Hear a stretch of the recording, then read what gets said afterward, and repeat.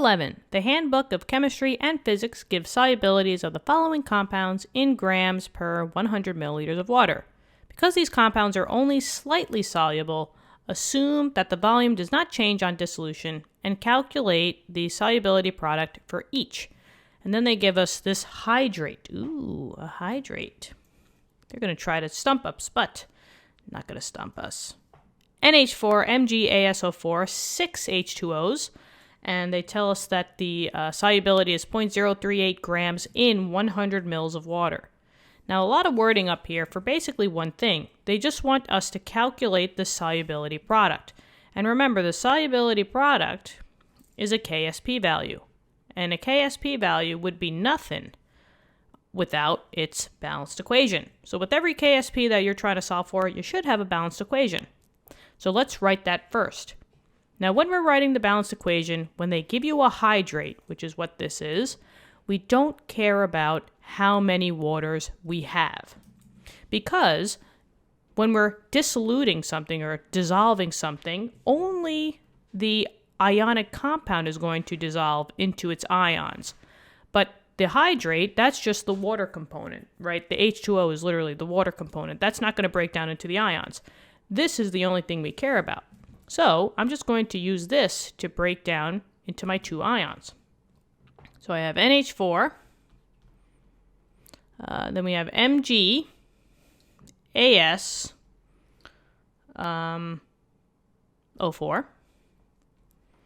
That's good enough. And now in this case, we're going to break this down. And they really tried to stump us here, but they're not going to get us, right? We're at equilibrium because we're trying to solve for a K value. Any K value is at equilibrium with each other. And they did say that we have a slightly soluble compound.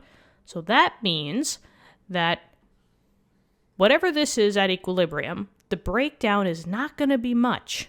But since there is a little bit of a breakdown into the ions, we have to write them out. But now, let's see. This is a lot going on here. Generally, we have two ions that break down into this compound.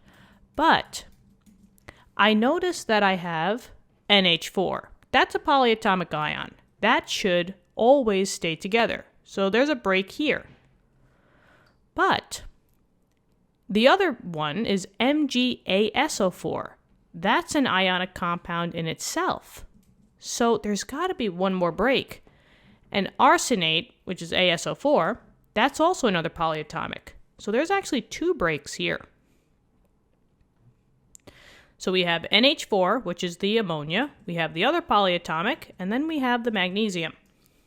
So, tricky. NH4 plus Mg plus ASO4. But now since we're dissolving and we broke it up into the ions, what are the ions? Well, this comes from our knowledge of polyatomics and what the charges are if we're following groups on the periodic table. Remember, NH4 is always a +1 charge. Ammonium is always going to be a +1.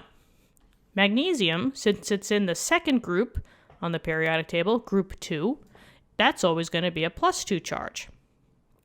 So the idea here is that I need to find out what the ASO4 is. That one might be a little tricky. But remember, the sum of the charges on the right side have to equal the sum of the charges on the left. I did not see a charge in the upper right-hand corner, so that means that it had to equal 0. 1 plus 2, that's an overall a +3.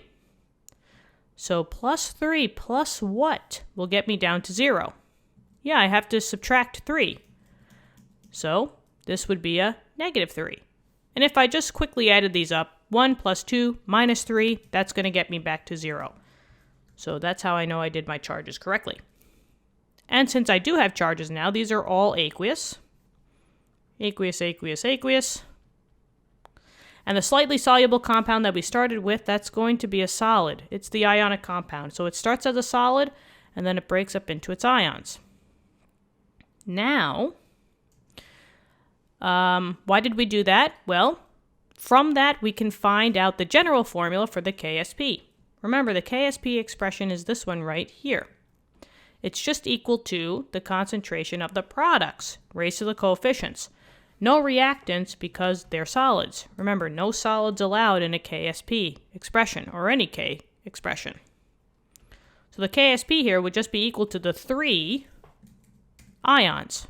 So we have NH4 plus times As, nope, just kidding. Let's do the magnesium first.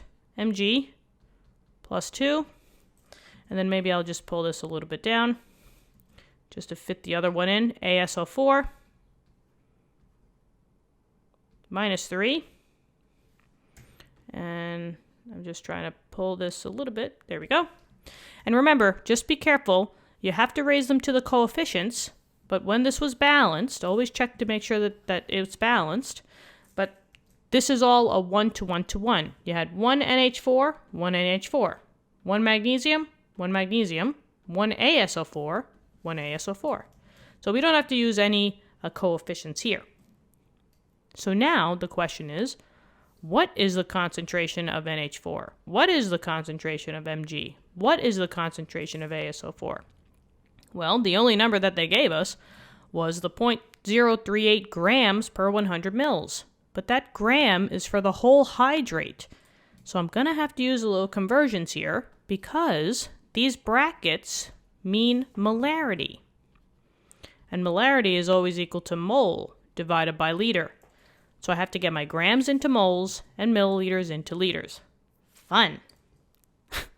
Let's do it. So 0.038 grams of the whole hydrate. If they say grams, it is of whatever compound, the whole thing. So I have to include that hydrate in there, the H2Os. So NH4 Mg ASO4 and then hexahydrate divided by the 100 milliliters. And then just convert 1 unit at a time. Let's convert the grams into moles first. So I'm going to times by a ratio. I'm going to put the unit that I don't want on the other side. So the grams of the NH4 Mg ASO4 go on the bottom with the 6 H2Os. And then the moles of the NH4 Mg ASO4 with the 6 H2Os go on the top. 1 mole always equals whatever the mass is on the periodic table. So this one's going to be a long one, but just run through it carefully. 14.01, that's the nitrogen, plus 4 times 1.008, that's the hydrogen. I got 1 magnesium, so 24.31. I got 1 arsenic, so 74.92. I got 4 oxygens in the beginning. Then I have 12 hydrogens. 12 times, what am I doing? This plus the 12 hydrogens, 12 times. Where is it? Yeah, 1.008. And then I have 6 additional oxygens. So 289.368 grams, cancel out with grams. And now we could just do a quick conversion between the milliliters and the liters. So in this case, milliliters are going to go on the top to cancel out because they started on the bottom. And then remember, 1,000 mils for every 1 liter. Milliliters cancel. And now you have your unit of molarity, moles divided by liters. Okay. So 0.038 divided by 100 divided by 289.368 times 1,000. 1.313. That's good. Yeah, 1.313. Yep, times 10 to the negative third. And that's mole divided by liter. And remember, this is for the molarity of the whole hydrate. But use your mole ratios. In the whole hydrate, you have 1 of your ionic compounds. So for every one hydrate, you have one ionic compound, 1 to 1. This would be the same number. So this would be 1.313 times 10 to the negative third. And now I'm just going to put capital M, right? Because mole over liter, that's molarity.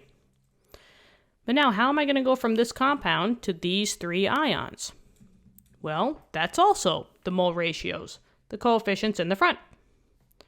And this one's good because you have 1 to 1 to 1 to 1. They're all the same number. So that means whatever you started with, that's going to be the same number for each ion. So the NH4 would be 1.313 times 10 to the negative third molarity. The magnesium, 1.313 times 10 to the negative third molarity. And then the arsenate, 1.313 times 10 to the negative third molarity. Use these molarities to just plug it into the Ksp expression. So, I guess I'll make this a little bit bigger. Ksp equals 1, 2, 3. I mean, basically it's that cubed, but I just want to show you that they have their own slots. 1.313 times 10 to the negative third. 1.313 times 10 to the negative third. 1.313 times 10 to the negative third. Okay, plug it in, solve, and have a great day. No, I'm kidding. But definitely have a great day. But I won't just leave the video like that. 1.313 times 10 to the negative third cubed. 2 sig figs. So 2.3 times 10 to the negative ninth. No units on a Ksp. And that's your final answer. That is the solubility product. Okay.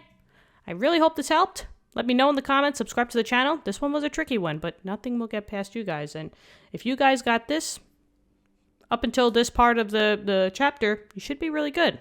All right? Let's keep working hard, and I'll talk to you later. And please, if you would like to help us out, just press the subscribe button. Thanks. Okay. Bye.